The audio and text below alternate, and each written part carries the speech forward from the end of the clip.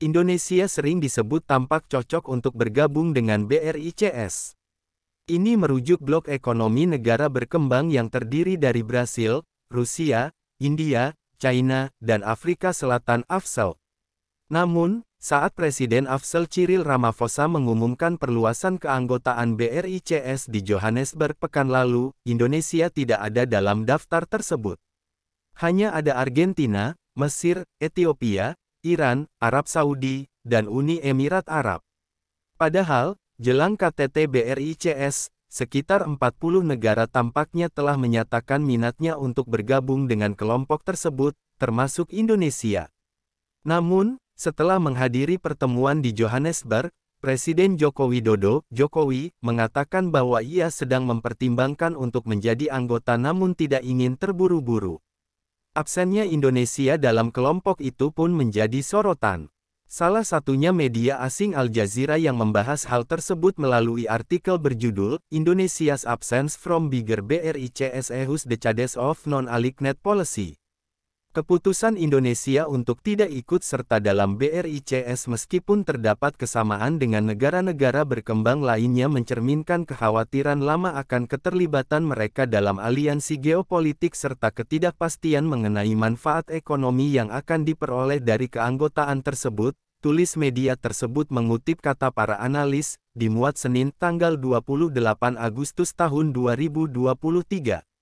Indonesia, dikatakan Al Jazeera, merupakan salah satu negara di Asia Tenggara yang berpenduduk lebih dari 270 juta jiwa. Dikatakannya, merupakan negara berkembang yang menurut beberapa perkiraan dapat masuk dalam 5 negara dengan perekonomian terbesar di dunia pada pertengahan abad ini. Hal ini tidak terlalu mengejutkan, karena banyak analis dan mantan diplomat telah memperingatkan untuk tidak bergabung dengan BRICS dan manfaat ekonominya tidak jelas dan nyata, sedangkan dampak politik dan ekonomi akibat reaksi dari Barat sudah cukup pasti, muat Al Jazeera lagi mengutip pengamat lokal Radityo Dharmaputra, dosen Departemen Hubungan Internasional Universitas Airlangga. Citra Indonesia yang dipandang sebagai bagian dari dunia Tiongkok China Rusia akan menjadi masalah, ujarnya. Apalagi Indonesia sangat mengedepankan kebijakan luar negerinya yang independen dan aktif. Bagaimana Anda bisa menjualnya ke negara lain, padahal berada di grup yang sama dengan Tiongkok dan Rusia?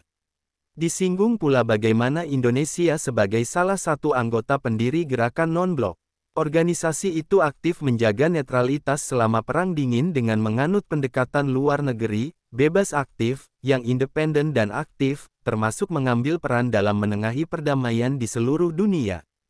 Di sisi lain, Indonesia pun dianggap lebih mengincar kelompok global lain yang menawarkan manfaat lebih nyata di bidang perdagangan, seperti Organisasi untuk Kerjasama Ekonomi dan Pembangunan (OECD). OECD sendiri saat ini beranggotakan 38 negara. Indonesia ingin bergabung dengan OECD dan bergabung dengan BRICS akan dianggap sebagai hambatan untuk mencapainya, muat media itu lagi masih mengutip Radityo. Komentar lain pun diambil dengan menggaitkannya ke Amerika Serikat (AS). Al Jazeera mengutip dosen hubungan internasional di Universitas Jenderal Ahmad Yani di Bandung, Yohanes Sulaiman, yang mengatakan tidak ada manfaatnya bagi Indonesia untuk bergabung dengan BRICS. Kami belum melihat hasil nyata apapun dari BRICS selain sebagai kelompok untuk melawan Amerika Serikat dan tampaknya tidak ada kemajuan nyata yang dicapai, katanya. Upaya BRICS untuk menantang dominasi dolar AS kemungkinan besar juga akan dianggap tidak menarik bagi Indonesia. Ini adalah keputusan yang sangat rasional, katanya. Semuanya akan sama apakah kita bergabung atau tidak. Minimal subscribe.